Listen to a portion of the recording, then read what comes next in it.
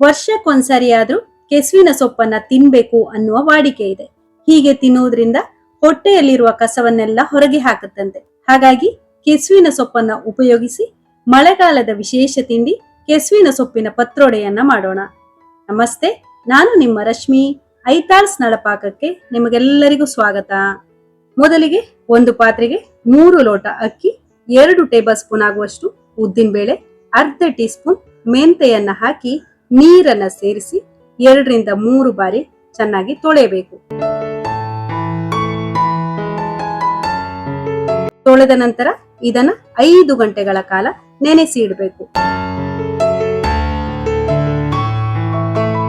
ಈಗ ಪತ್ರೊಡೆಗೆ ಬೇಕಾಗುವ ಮಸಾಲೆಯನ್ನ ಹುರಿಯೋಣ. ಬಾಣಲೆಗೆ 1 tea spoon ಎಣ್ಣೆಯನ್ನ ಹಾಕಿ ಎಣ್ಣೆ ಬಿಸಿ ಆದ್ಮೇಲೆ 1 ಟೇಬಲ್ ಸ್ಪೂನ್ ಕೊತ್ತಂಬರಿ ಬೀಜ, 1 ಟೇಬಲ್ ಸ್ಪೂನ್ ಜೀರಿಗೆ, ಅರ್ಧ ಟೀ ಸ್ಪೂನ್ ಮೆಂತೆ, 8 ಒಣಮೆಣಸನ್ನ ಸೇರಿಸಿ ಸಣ್ಣ ಉರಿಯಲ್ಲಿ ಪರಿಮಳ ಬರುವ ತನಕ ಹುರಿದುಕೊಳ್ಬೇಕು.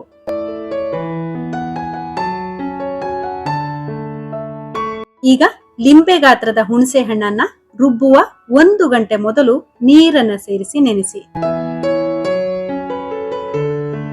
ಪತ್ರೊಡೆಗೆ ಹಿಟ್ಟನ್ನ ರುಬ್ಕೊಳ್ಳೋಣ. ಒಂದು ಮಿಕ್ಸಿ ಜಾರ್ಗೆ ನೆನೆಸಿದ ಅಕ್ಕಿ, ಉದ್ದಿನ ಬೇಳೆ ಹಾಗೂ ಮೆಂತೆ, 1 ಕಪ್ ಕಾಯಿ ತುರಿ, ನೆನೆಸಿಕೊಂಡಿರುವ ಹುಣಸೆ ಹಣ್ಣು, ಹುರಿದ ಮಸಾಲೆ ಹಾಗೂ ಸ್ವಲ್ಪ ನೀರನ್ನ ಸೇರಿಸಿ ಸ್ವಲ್ಪ ತರಿತರಿಯಾಗಿ ರುಬ್ಬಿಕೊಳ್ಳಿ. ಹಿಟ್ಟನ್ನ ಸ್ವಲ್ಪ ತರಿತರಿಯಾಗಿ ರುಬ್ಬುವುದರಿಂದ ಪತ್ರೊಡೆ ಚೆನ್ನಾಗಿ ಬರುತ್ತೆ. ಈ ಹಿಟ್ಟನ್ನ ಸ್ವಲ್ಪ ಗಟ್ಟಿಯಾಗಿ ರುಬ್ಬಿಕೊಳ್ಬೇಕು. ರುಬ್ಬಿಕೊಂಡಿರುವ ಹಿಟ್ಟನ್ನ 6 ಗಂಟೆಗಳ ಕಾಲ ನೆನೆಯಲು ಬಿಡಿ. 6 ಗಂಟೆಯ ನಂತರ ಇದಕ್ಕೆ 2 ಟೀ ಸ್ಪೂನ್ ಉಪ್ಪು, 1/4 ಕಪ್ ಬೆಲ್ಲವನ್ನ ಹಾಕಿ ಚೆನ್ನಾಗಿ ಕಲಸಿ. ಇಲ್ಲಿ ಉಪ್ಪು ಹಾಗೂ ಬೆಲ್ಲವನ್ನ ಸೇರಿಸಿ ಕಲಸಿದಾಗ ಹಿಟ್ಟು ನೀರಾಗುತ್ತದೆ. ಹಾಗಾಗಿ ರುಬ್ಬುವಾಗ ಸ್ವಲ್ಪ ಗಟ್ಟಿಯಾಗಿ ರುಬ್ಬಿಕೊಳ್ಬೇಕಾಗತ್ತೆ. ಹಿಟ್ಟಿನ ಹದ ಈ ರೀತಿ ಇರಲಿ. ಎಲ್ಲಾ ಕೆಸುವಿನ ಎಲೆಯನ್ನ ತಿನ್ನೋಕಾಗಲ್ಲ. ಅದರಲ್ಲಿ ಕಾಟ್ ಕೆಸ ಒಂದಿದೆ, ಅದನ್ನ ತಿನ್ನೋಕೋದ್ರೆ ತುಂಬಾ ಬಾಯಿ ತೋರಿಸುತ್ತೆ. ನಾವು 2-3 ರೀತಿಯ ಕೆಸವನ್ನ ಮಾತ್ರ ಉಪಯೋಗಿಸಬಹುದು. ಅದರಲ್ಲಿ ಹಾಲ್ ಕೆಸ, ಮರ್ ಕೆಸ ಅಂತಿದೆ. ನಾನಿವತ್ತು ಹಾಲ್ ಕೆಸವನ್ನ ಉಪಯೋಗಿಸಿ ಪತ್ರೊಡೆಯನ್ನ ಮಾಡ್ತಾ ಇದ್ದೀನಿ. ನಾನಿಲ್ಲಿ ಎಲೆಯನ್ನ ತೊಳೆದು ಒರೆಸಿ ಇಟ್ಕೊಂಡಿದ್ದೀನಿ. ನಂತರ ಸೊಪ್ಪಿನ ಹಿಂಭಾಗದಲ್ಲಿರುವ ದಂಟನೆಲ್ಲ ಎಲೆ ಹರಿಯದ ರೀತಿ ನಿಧಾನಕ್ಕೆ ತೆಗಿಬೇಕು.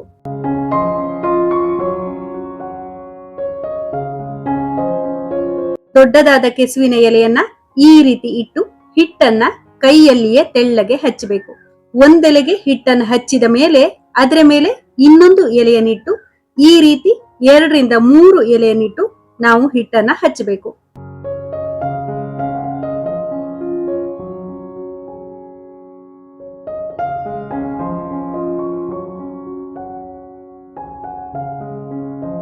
ಬದಿಯನ್ನ ಮಡಚಿ ಅದರ ಮೇಲೂ ಕೂಡ ಹಿಟ್ಟನ್ನ ಹಾಕಿ ಬಿಗಿಯಾಗಿ ಸುತ್ತಬೇಕು. ಹೀಗೆ ಸುತ್ತುವಾಗ ಸ್ವಲ್ಪ ಸ್ವಲ್ಪ ಹಿಟ್ಟನ್ನ ಅಲ್ಲಲ್ಲಿ ಹಚ್ಚಿಕೊಳ್ಳಿ. ಇದೇ ರೀತಿ ಎಲ್ಲವನ್ನೂ ಕೂಡ ರೋಲ್ ಮಾಡ್ಕೊಳ್ಳಿ. ನಂತರ ಇಡ್ಲಿ ಬೇಯಿಸುವ ಪಾತ್ರೆಯಲ್ಲಿಟ್ಟು 20 ರಿಂದ 25 ನಿಮಿಷ ಬೇಯಿಸಿ. ಬೆಂದ ನಂತರ ಬಿಸಿ ಬಿಸಿ ಇದ್ದಾಗ ಇದನ್ನ ಕತ್ತರಿಸಬಾರದು. ಸ್ವಲ್ಪ ಆರಿದ ನಂತರ ಕತ್ತರಿಸಿ ಕೊಬ್ಬರಿ ಎಣ್ಣೆಯನ್ನು ಹಾಕಿ ತಿನ್ಬಹುದು. ಈಗ ಸಿಹಿ ಪತ್ರೊಡೆಯನ್ನ ಹೇಗ್ ಮಾಡುದು ಅಂತ ನೋಡೋಣ. ಪತ್ರೊಡೆ ಪೂರ್ತಿಯಾಗಿ ತಣ್ಣಗಾದ ನಂತರ ಚಿಕ್ಕದಾಗಿ ಕತ್ತರಿಸಿಕೊಳ್ಬೇಕು. ಬಾಣಲೆಗೆ 2 ಟೀ ಸ್ಪೂನ್ ಎಣ್ಣೆ, ಒಣಮೆಣಸು, ಅರ್ಧ ಟೀ ಸ್ಪೂನ್ ಉದ್ದಿನ ಬೇಳೆ, ಅರ್ಧ ಟೀ ಸ್ಪೂನ್ ಸಾಸಿವೆ, ಸ್ವಲ್ಪ ಕರಿಬೇವನ್ನ ಸೇರಿಸಿ ಒಗ್ಗರಣೆಯನ್ನ ಮಾಡಿ ಇದಕ್ಕೆ 1/4 ಕಪ್ ಬೆಲ್ಲ, 1 ಟೇಬಲ್ ಸ್ಪೂನ್ ನೀರನ್ನ ಸೇರಿಸಿ ಬೆಲ್ಲವನ್ನ ಕರಗಿಸಿಕೊಳ್ಬೇಕು.